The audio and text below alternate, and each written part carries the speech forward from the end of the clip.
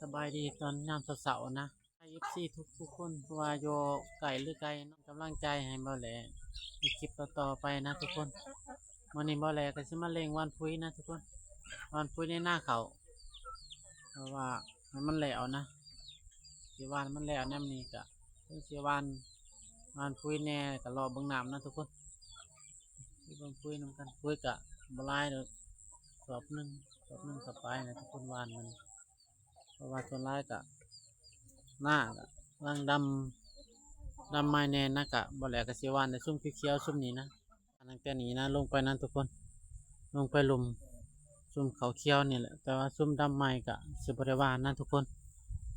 คุยก็คือเตรียมไว้ประมาณนี้แหละสอบปลายๆนะทุกคน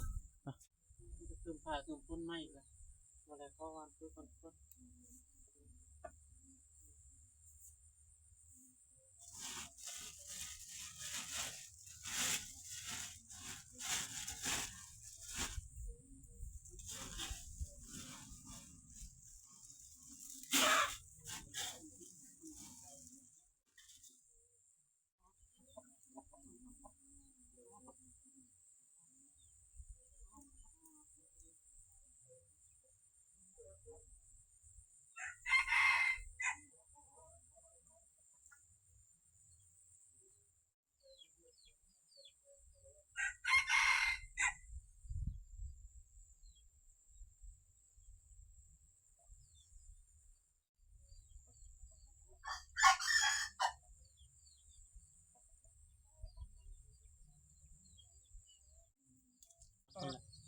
นี่คือเขาที่ว่าแหลดำไว้ก่อนนะดำไว้แต่ว่าคุยประธานใส่จักเทื่อนั้นทุกคนกำลังสิมาใส่รอบแรกนั่นเขา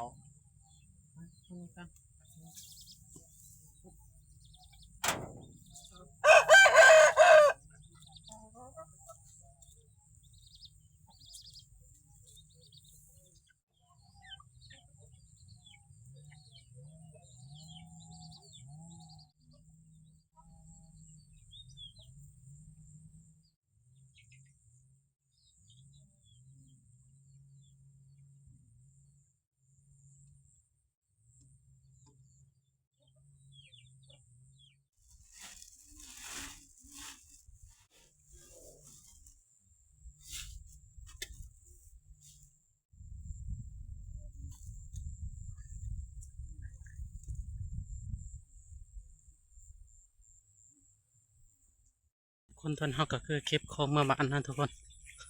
ว่าไม่อู้ทวดเรากินเขาวกินน้ำมาได้เลยมันให้สมุนแล้วครับรถนะรถนี่ ขับมามึงอย่าง อ๋อไม่กะครับเมื่อฮอดบ้านเลยเลย มุนอยู่ทรงแล้ว ทุกคนหลังจากเขามาจะนาฮอดบ้านเรียบร้อยก็กินข้าวกินน้ำแล้วไปจุดต่อนั้นทุกคนไปจุดต่อน้ำกันสิห้างหน่อยห้างใหญ่ไปเบิ้งกันทุกคนจุ่มเอาน้ำมันนะทุกคนไปจุดต่อยังมาล้าง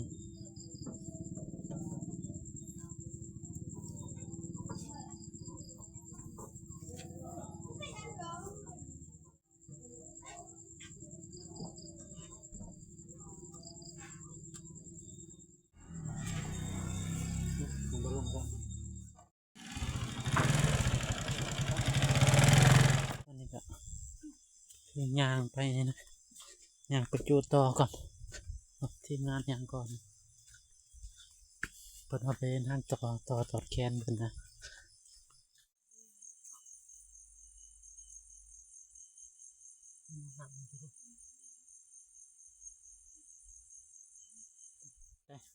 ห้างแหลกของปี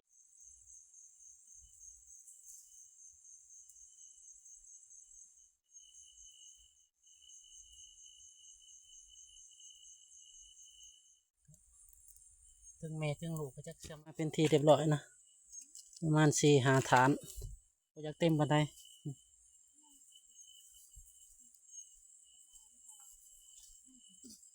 ประมาณนี้นะทุกคนเนี่ยถ้าไปเอาออกตันถวยประมาณ4 ฐานนะต้องค่ะใส่ในเช้าอ้วนเมื่อวานเลยจักแม่ฮะใส่แขนนะฮะ นี่ดิ ปวดมันยังลืงเลย มึงเต็ม เป็นว่ายางเอางัวออกได้ทุกคนมากถือ เต็มอยู่ปะ มันกอด งั้นตอนเคยนี่แหละ ย่างจะคน ย่างกัน3 คนมีดีอ้าย ย่างสาวต่อแต่เจ้าคนเดียว แม่น โอ้สงสัยมันมักเจ้าแล้วกะซะ แต่ว่าห้างกับบ่ใหญ่นะแต่ก็เทือนมากแล้วก็สิเอาเลยนะทุกเอาเลยนะทุกคนห้างน้อยก็สร้างที่เป็นห้างที่2ไปเพิ่มกันจะหาตัวเก่า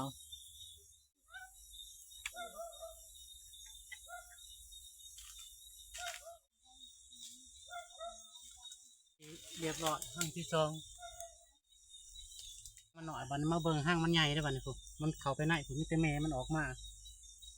ฟ้าน่ะจักสิได้จักบ่จักสิปบก่อนก็บ่จักเนาะ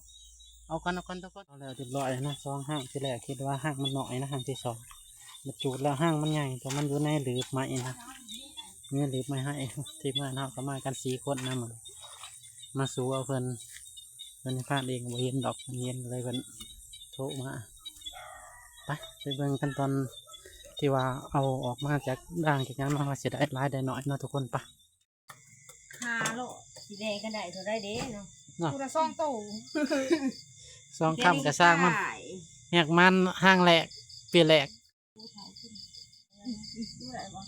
คือเก่าอ่ะ ทุกคนตอนนี้ก็เสร็จเป็นที่เรียบร้อยนะถาขัวเนี่ยออกมาเป็นที่เรียบร้อยนะทุกคนมันจะไปขัวแล้วได้บ้างไปเอาไปขัวจะมันจะเดินทางเข้าเมื่อได้บ้างบ้านคนว่าสิปรุงแต้นเพิ่งเก็บเบิดคอย แน่นี่ผมบันไดต่อนี่ให้นักแล้วผมบ่เคยต่อจักเทื่อ อันนี้เด้หาสิไปเลยเส้นให้นะได้ตอนนี้ก็ขัวซุกเป็นที่เรียบร้อยลองซีมัน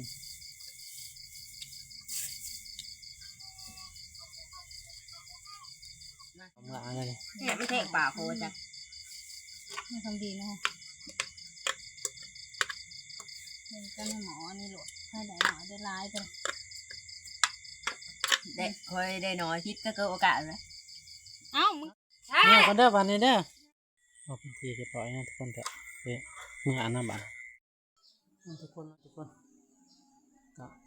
บ่แล้วขอจบคลิปเพียงเท่านี้นะทุกคนคลิปนี้หากผู้ใดก็ติดตามบ่แล้วได้ขอขอบคุณขอบใจหลายๆ